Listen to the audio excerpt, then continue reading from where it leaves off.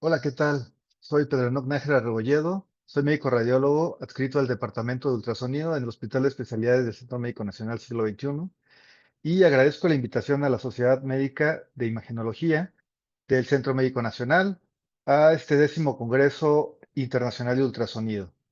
En este momento platicaremos sobre las terapias de ablación de tumores guiados por ultrasonido. Esta es una terapia que quizá se empieza a hablar más de ella debido a los beneficios, a las pocas complicaciones y a que cada vez va a ser un poquito más accesible para, pues, para diferentes hospitales tener estas terapias y poder coadyuvar al tratamiento de múltiples tumores, ¿no? En diferentes órganos. Bueno, como tal, la definición, la ablación tumoral se ha convertido en un sello distintivo bien establecido para la terapia local del cáncer. La amplitud de opciones disponibles va aumentando la necesidad de estandarización de la terminología, criterios, presentación de informes y todo lo que utiliza para poder hablar del tema, ¿no? Para tener un lenguaje y poder hablar sobre diferentes tipos de terapias que existen para poder coadyuvar y participar también en el tratamiento junto con las distintas especialidades que existen. Bueno, las diferentes tecnologías que tenemos, pues pueden ser desde ablación química, terapias térmicas o electroporación irreversible. Se va a definir como ablación tumoral como la aplicación de terapias químicas o energéticas con el fin de erradicar sustancialmente tumores focales y pues de hecho podemos ocupar entre térmicas y no térmicas. De estas, las diferentes o la mayoría de las terapias se pueden realizar mediante diversas modalidades de imagen. Esto es en ecografía, tomografía computada, resonancia magnética, PET y fluoroscopía. En este caso nos vamos a enfocar a la ecografía, que pues es el área en la cual hemos generado un poco de experiencia para poder realizar este tipo de procedimientos. Y pues bueno, las terapias mínimamente invasivas se van a referir a todos los procedimientos terapéuticos que son menos invasivos que la cirugía abierta convencional. También incluir el término percutáneo como prefijo de ablaciones tumorales guiadas por imágenes a menudo resulta demasiado limitante, ya que no va a reflejar el hecho de que los procedimientos de ablación tumoral también pueden realizarse por vía laparoscópica, endoscópica o quirúrgica, como es el caso. Muchas veces hemos escuchado que se realizan ablaciones de tumores renales, pero se realiza ya en procedimientos quirúrgicos donde entran directamente hacia el órgano y se realiza con la pared abdominal abierta y se realiza directamente en el órgano. En este caso, nosotros enfocamos a las realizaciones mínimamente invasivas para realizar ese tipo de procedimientos. Las clasificaciones que van a tener las ablaciones, pues van a tener la nomenclatura en el caso de la ablación de tipo química y puede ser como se realiza en la nomenclatura química universal aceptada, por etanol, por ácido acético, y estas van a inducir necrosis por coagulación a causa de ablación tumoral y causan ablación tumoral. También el término de instalación se refiere a la administración de agentes farmacológicos, como en algunos casos terapias químicas donde se utilizan soluciones ácidas o bases para determinado tipo de lesiones y de forma directa. Pasando a la ablación basada por energía, tenemos modalidades que van a destruir el tumor mediante mecanismos térmicos que están basados tanto en el calor extremo o en el frío y por lo tanto se aplica una energía. Esto en la célula va a producir una necrosis por una dilatación reversible que va a producir que la pared membranal se rompa y así a su vez produce desintegración de las células. En la ablación por radiofrecuencia se induce a la coagulación desde las fuentes de energía electromagnética dentro de espectros de radiofrecuencia que van desde los 3 kHz a los 300 GHz. Tradicionalmente, los dispositivos que utilizamos para la ablación funcionan en rangos que van de 375 a 500 kHz. Estos pueden ser monopolares o bipolares para lograr coagulación continua entre electrodos, dependiendo el dispositivo que se utilice. En el caso de los monopolares, se puede hacer de forma activa o intersticial utilizando solamente una, una aguja. En el caso de la ablación por microondas, se utiliza el método electromagnético para inducir la destrucción tumoral mediante dispositivos de frecuencias que van de los 300 MHz a los 300 GHz. Los equipos disponibles con los cuales contamos en el mercado son equipos que funcionan entre los 915 MHz a los 2.45 GHz. También tenemos terapias guiadas por ablación por ultrasonido. Estas son por vía extracorpórea o transcutánea y puede ser de aplicación directa o intersticial.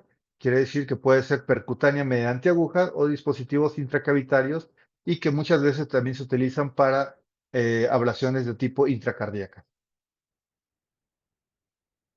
La ablación por láser utiliza energía lumínica para producir coagulación. Esta puede ser terapia superficial, que puede estar en contacto o sin contacto, vía transcutánea o intersticial o directa, mediante fibras insertadas directamente en el tejido blanco que se vaya a realizar el procedimiento. En la crioablación, tenemos destrucción del tejido mediante la aplicación de temperaturas de coagulación, congelación que van alternando congelación con descongelación en formas directas sobre el tejido. La congelación y descongelación rápida de los tejidos va a producir efectos citotóxicos en las células, lo cual altera la membrana celular y produce, por lo tanto, la muerte celular.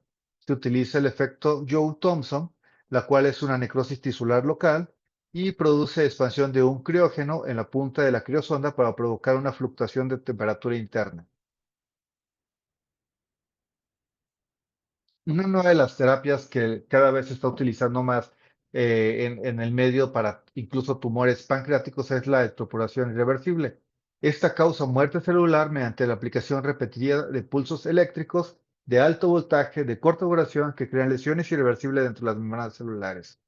Los cambios ablativos hipertérmicos con aplicaciones de mayor potencia, lo cual produce esa lesión irreversible en las membranas. Los parámetros que son relevantes es el número, la longitud de pulsos, el espaciamiento del tiempo, la corriente aplicada y los voltajes.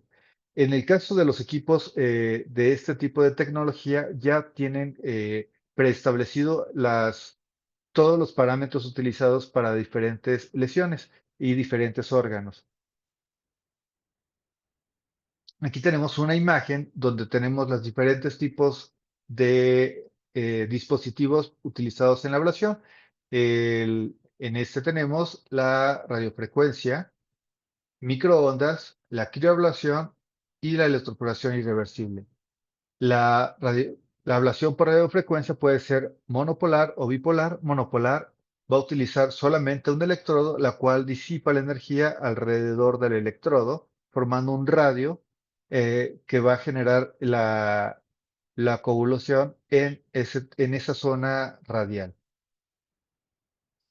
mediante la disipación del calor.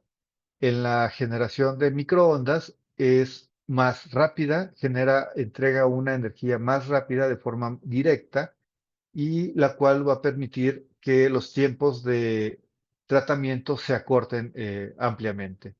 En la crioablación puede producirse por medio de la liberación de gas argón, la cual va a producirse una bola de hielo que van desde el 1 a 3 centímetros. En este tipo de terapias, las ventajas es que en todo momento se va a poder visualizar la bola de hielo prácticamente en la lesión donde se está utilizando y es fácil de monitorizar. Y la electroporación irreversible produce menos daño a las zonas locales que están aledañas al tejido que se vaya a utilizar la energía.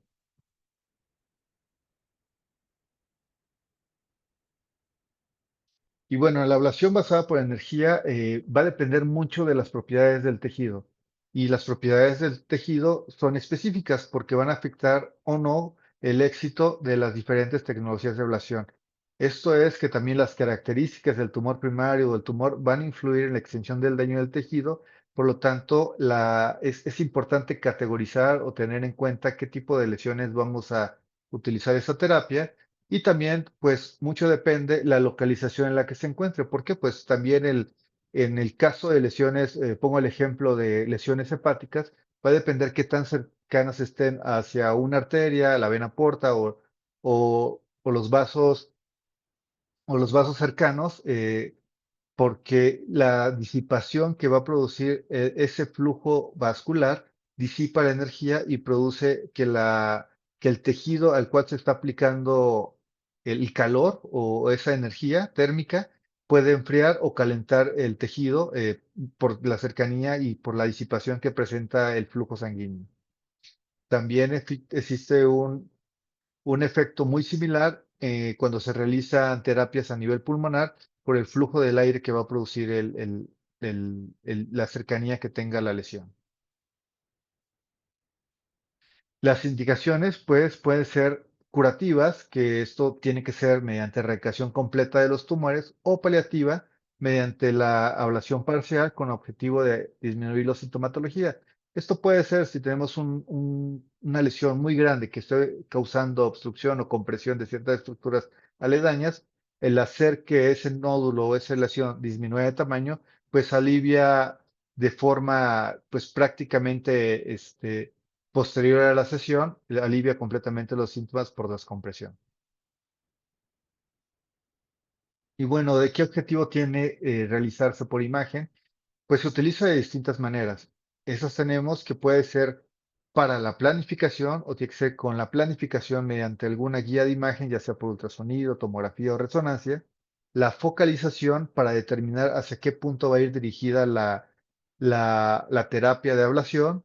La monitorización durante y posterior a la realización del procedimiento y también lo que puede conllevar el realizar durante el procedimiento, ya sea modificaciones o no durante el proceso que se esté realizando en ese momento.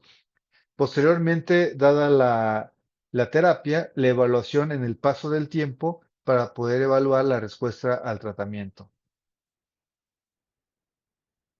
Esto puede ser también con un método de imagen o en combinación de ambos, teniendo en cuenta que pues, los tumores pueden verse de cierta manera por ultrasonido, por tomografía o por resonancia magnética, y pues va a depender en cada caso en particular saber cómo lo vamos a evaluar en el paso del tiempo.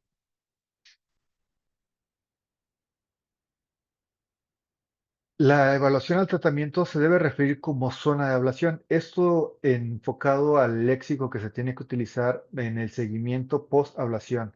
El tumor objetivo debe estar completamente cubierto por la zona de ablación y va a incluir por lo menos, o debe incluir por lo menos un margen de 5 a 10 milímetros alrededor del tumor para saber que está completamente cubierta el tumor. También se debe de hacer una evaluación posterior de preferencia tridimensional y volumétrica para poder determinar de forma más específica qué tipo de disminución ha tenido o la disminución que ha tenido el posterior al tratamiento y que sea un seguimiento más puntual. La eficacia de la técnica se puede demostrar con un seguimiento clínico adecuado y debe referirse a un punto temporal definitivo prospectivamente. Esto es que la terapia se va a evaluar durante el procedimiento, inmediatamente posterior al procedimiento, a un mes, a 3 meses, 6 meses o un año, y saber qué esperamos o qué debemos esperar en cada tumor, lo que se ha realizado o específicamente el órgano que se ha tratado.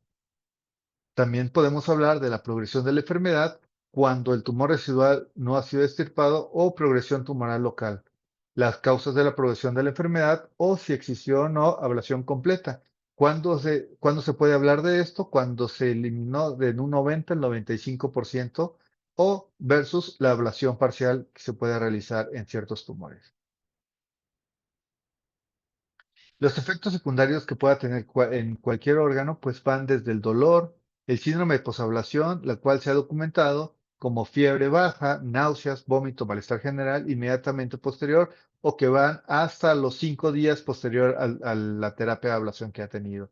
Eso es por la liberación de múltiples efectos que tiene citotóxicos, la liberación de las células cuando se realizan en tumores que van a partir de los 3 o 5 centímetros de diámetro.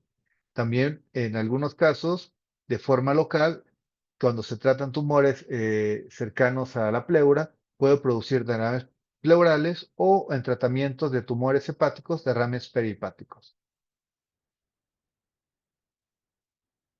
Y bueno, pasaremos a la experiencia que hemos adquirido aquí en el Hospital de Especialidades del Centro Médico Nacional. donde hemos tratado pacientes con patología benigna. En este caso es una paciente femenino en la cuarta década de la vida con bocio multinodular, la cual se le había realizado previamente 2 biopsias con resultados Bethesda 2. A esta paciente se le planeó una sesión con terapia de crioablación por radiofrecuencia. Tenemos el estudio inicial, donde se observa una glándula con múltiples nódulos, tanto del lado derecho como del izquierdo. Esta es una imagen de control post-ablación después de 6 meses.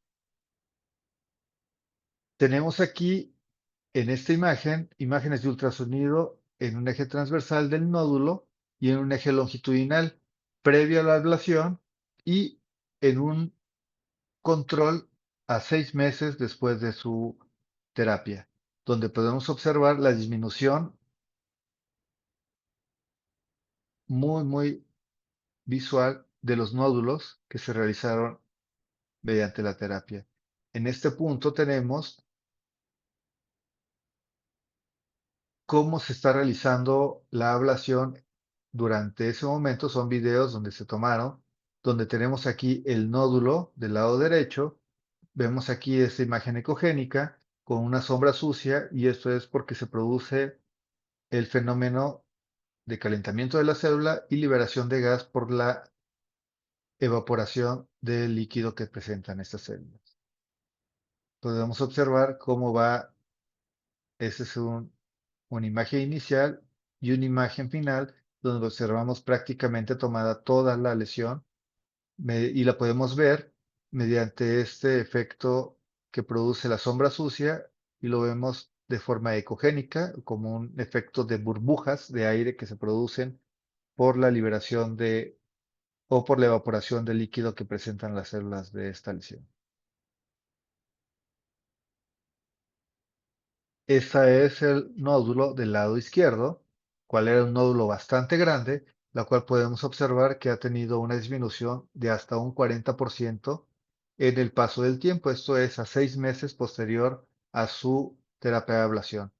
Estas son imágenes durante el procedimiento. Esta es una imagen inicial, una imagen intermedia donde vamos avanzando. Como comentábamos, la recomendación es que siempre se inicie de posterior a anterior para poder visualizar y no generar una sombra sucia, y que posteriormente no podamos evaluar el área a realizar la ablación.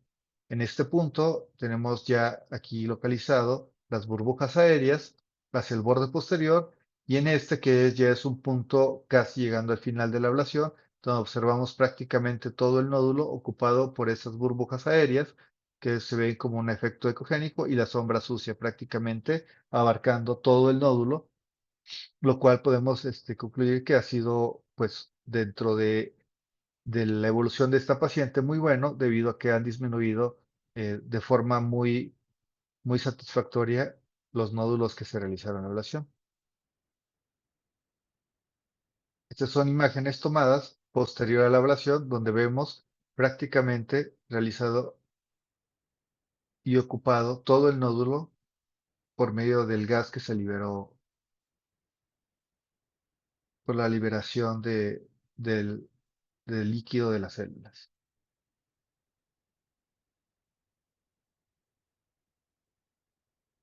Ese es un seguimiento del previo a la terapia y posterior a la terapia, donde vemos prácticamente que ha disminuido bastante y considerablemente el volumen del tamaño del nódulo. Esto es del lado derecho. Y del lado izquierdo vemos la imagen inicial y la imagen post-ablación en el control a 6 meses. Entonces, si podemos observar en este video, ha disminuido prácticamente un 40% de lo que fue el nódulo original a 6 meses realizado su control.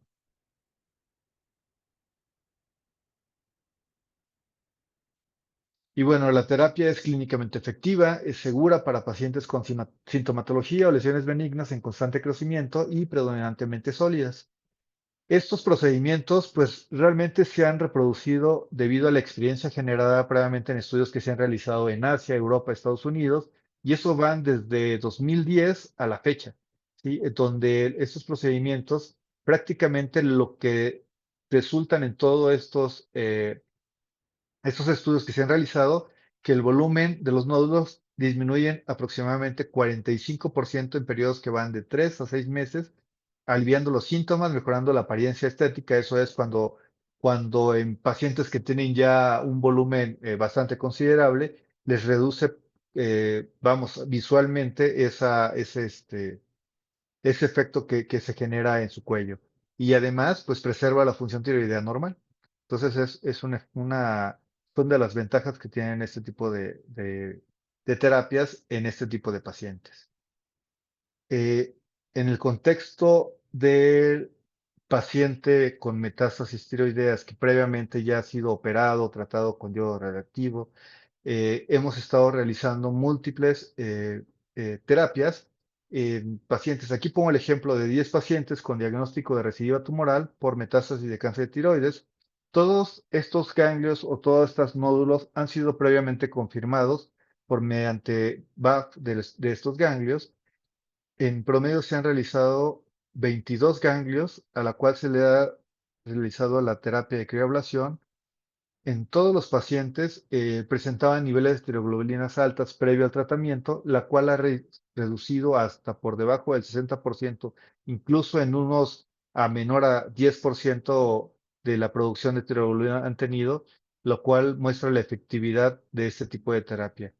Aquí tengo 3 videos donde observamos, son diferentes pacientes, donde observamos la aplicación de energía mediante los electrodos o agujas en el nódulo, donde vamos observando cómo se libera estas imágenes ecogénicas, que prácticamente son burbujas que se producen por la liberación o evaporación del líquido que tienen las células dentro y la ruptura de sus membranas celulares. Esta imagen es muy bonita porque incluso vamos viendo cómo va avanzando estos corpúsculos aéreos dentro de la nodulación. Cuando tenemos un vaso cercano, podemos decir que es bastante seguro debido a que la energía que se libera, el mismo flujo del vaso y dependiendo sea el calibre del vaso, va a disipar esa energía, por lo tanto, no le va a producir un calentamiento o un problema pues sí, calentamiento en la pared de ese vaso por la diseminación de la energía que se realiza.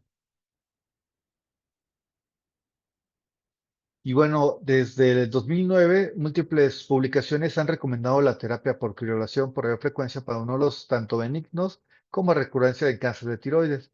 En estudios que van desde el 2012 a 2017, se establece la terapia de radiofrecuencia que va a ayudar para los problemas sintomáticos cosméticos que están causados por los nódulos tiroides de gran volumen. Y 2 sesiones por radiofrecuencia han demostrado ser más efectivas que solo una, sobre todo en nódulos que son de mayores a 20 centímetros cúbicos, con reducción, por ejemplo, en el caso de las terapias para recurrencia de cáncer de tiroides, hasta en un 71% los niveles de tiroglobulina, como lo hemos visto en los pacientes que han sido tratados en este hospital. Además que la desaparición completa fue de hasta el 68% en recurrencia en sitio de tratamiento, hasta en un 0% de recurrencias cuando se realizan nódulos que son pequeños, pues previamente ya observados, posterior a la realización de la terapia, reduce prácticamente a ser nulo la aparición de ese ganglio.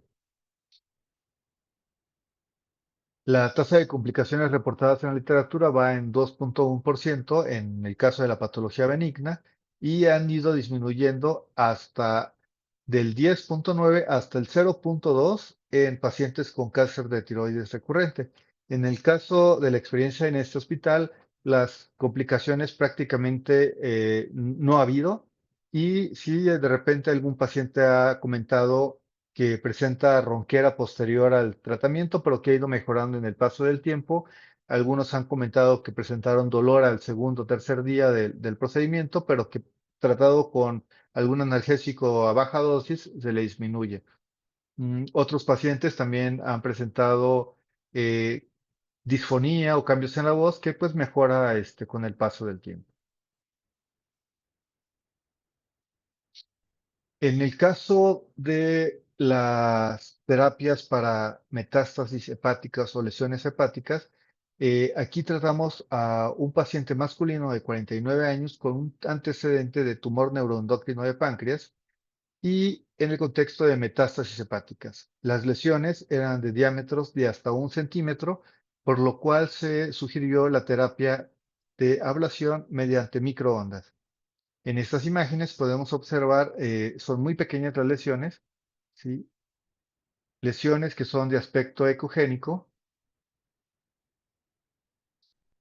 ¿sí? Y que van hasta 7 milímetros de diámetro, las cuales se sugirió la terapia por microondas, donde observamos en estas tres imágenes, fueron realizadas por vía percutánea mediante agujas que llegaron directamente a la lesión, y aquí podemos observar esta imagen ecogénica con sombra sucia, la cual hemos comentado que se produce por la liberación de líquido, por el calentamiento de las células y la ruptura de sus membranas celulares. En el caso de eso, de este paciente, se sugirió la microondas debido a la rapidez que puede generar y un mayor rango de energía, de liberación de energía. Por el caso de estas lesiones que eran muy pequeñas, tener la seguridad de que se estaba abarcando prácticamente toda la lesión mediante la liberación de energía. Son videos donde observamos la liberación de energía, cómo se ve el paso mediante ese movimiento que realizan. Esta generación de imagen ecogénica con efecto de sombra sucia nos la va dando, pues, la evaporación celular, la evaporación del líquido mediante la ruptura de las paredes celulares.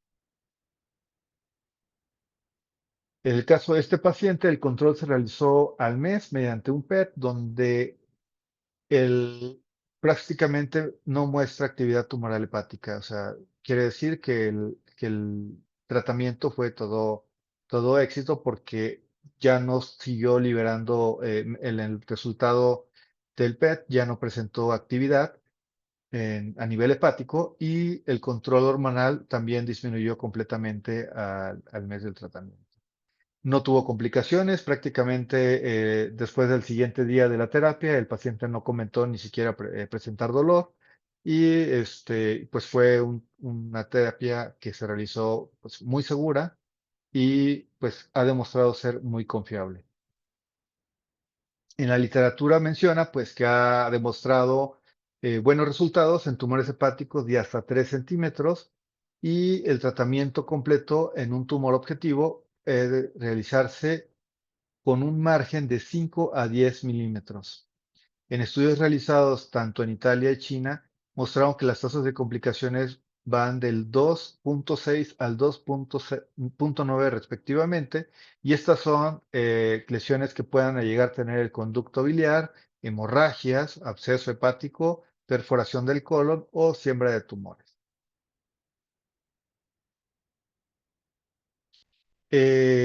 También esta terapia nos puede ayudar en patología ginecológica. En el caso de la experiencia que hemos adquirido, se realizó en una paciente de 42 años en el contexto de tratamiento de fertilidad, con sintomatología con hipermetrorragias, dolor en cada periodo menstrual, y evidentemente, pues, llegar a esta edad sin tener un embarazo exitoso. El mioma, aquí se comentó con sus médicos tratantes y con la paciente, debido a que es un mioma muy, muy grande.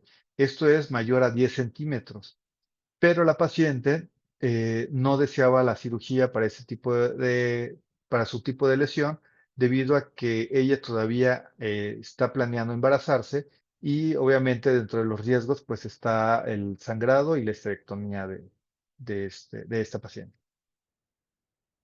Entonces, por eso comentábamos, porque las indicaciones están dadas para miomas que son menores a 8 centímetros, incluso preferentemente a menos de 5 centímetros. Evidentemente, miomas que presenten síntomas y que de preferencia que sean hipovascular y de alto contenido de fibra de colágeno para la disipación del calor, y evidentemente pues sea exitosa la transferencia de energía. Dentro de los beneficios, pues evidentemente la conservación del útero sin tener las complicaciones que se tienen al ser un procedimiento quirúrgico. El procedimiento es sin cicatrices, y es ambulatorio y la recurrencia posterior a las terapias es muy baja. Entonces aquí tenemos imágenes de esta paciente donde evidentemente pues el mioma en su diámetro mayor tenía hasta 10.8 centímetros. Posterior a los controles realizados, el mioma ha disminuido hasta 2 centímetros posterior al tratamiento y eso evaluado al segundo mes de evolución. Todavía en el caso de esta paciente nos falta llevarla al tercer mes, que es donde habla la literatura, que es donde se observa la mayor disminución de volumen y la disminución, la disminución de los síntomas que pueda tener la paciente. Esta paciente la hemos visto 2 veces al mes y a los 2 meses. En el segundo mes comenta la paciente que los síntomas disminuyeron, así como su tiempo. Ella mencionaba que tenía hasta 10 días de periodo menstrual, lo cual ha reducido posterior a la terapia a siendo de 3 nada más.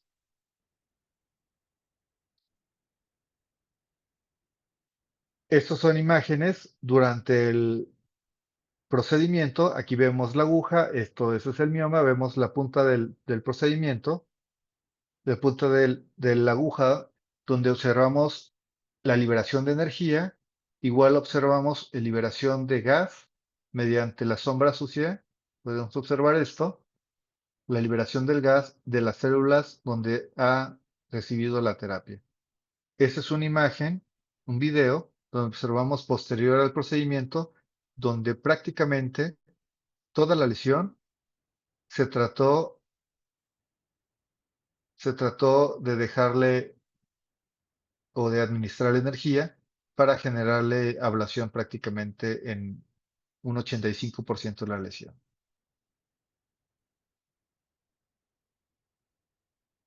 El tratamiento, pues, fue muy seguro, también fue, mediante sedación con apoyo anestésico para evitar la ansiedad mediante la liberación de energía, pues, se produce cierto calor, lo cual puede generar molestias si la paciente estuviera despierta.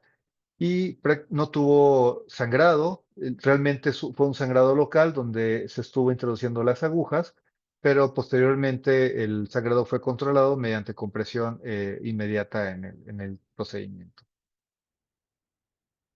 Esa es una imagen de control donde se observa que justamente para la importancia de este tratamiento, el endometrio se encuentra plenamente conservado, el diámetro del mioma hacia adyacente a la pared uterina ha disminuido de tamaño. Entonces podemos hablar de que sí, la efectividad y el beneficio que va a tener esta paciente ha ayudado posteriormente para su tratamiento de fertilidad que vayan a recomendarle en este caso, los ginecólogos a esta paciente.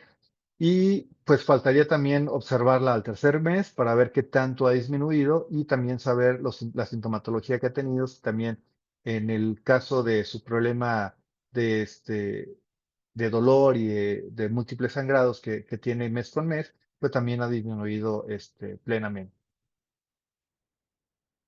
Dejo la bibliografía que para este tipo de padecimientos ya hay muchísimas publicaciones, como comentaba, desde el 2010, 2017, 2020, y empezamos a ver más literatura nacional y también en Estados Unidos, de donde habla de la efectividad que han tenido todo este tipo de terapias y que pues esperemos que en un futuro pues sean más accesibles y que pues muchos de los que están viendo aquí pues también tengan la oportunidad de realizarlo con sus pacientes. Eh, Nuevamente, pues agradezco la invitación a platicar sobre la experiencia que hemos adquirido, sobre el trabajo que hacemos y agradecer también a todas las gestiones que se hacen en este hospital para poder brindarle la atención a los diferentes padecimientos mediante técnicas nuevas que se están dando a conocer. Dejo aquí mi correo, redes, si tienen alguna duda, algún comentario, estoy a sus órdenes. Muchas gracias.